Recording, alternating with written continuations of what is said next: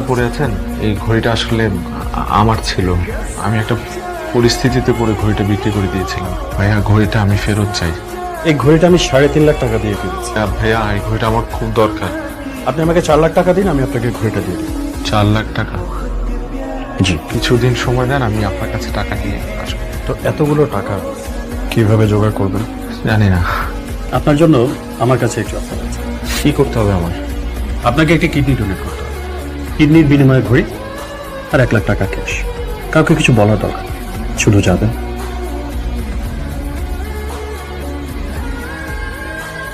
ভাই, কিডনি দেওয়ার পর থেকে আমার অবস্থা খুব খারাপ।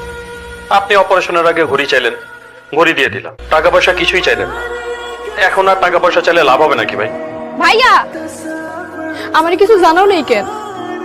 সবুজ ভাই কিছু না করে তো কিছুই জানতাম না। আমি তো তোমার বোন, আমারই কো।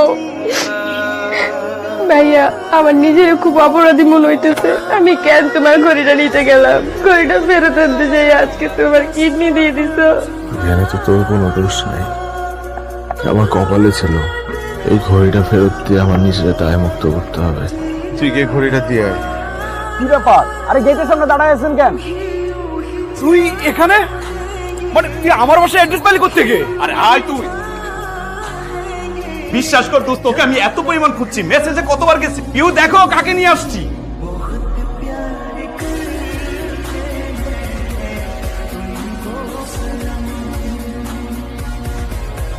এ হচ্ছে রঞ্জু, আমার সবচেয়ে কাছের বন্ধু। ওর জন্য তো তোমার সাথে আমার পরিচয় হয়েছে। তুই যে অফিসে আমাকে চাকরি দিছিলি, ওই অফিসে ওর মামার সাথে আমার পরিচয় হয়। ওর বাবা মা চায়, ওর মামা আমার সাথে ওর বিয়ে ঠিক করে। আমি তো তোর বিয়েতে কিছুই দিতে পারলাম না। এই ঘড়িটা তোর বিয়ের গিফট। কি বলছিস? লাগবে না। এই ঘড়িটার পেছনে একটা গল্প আছে। তুই চুপ কর।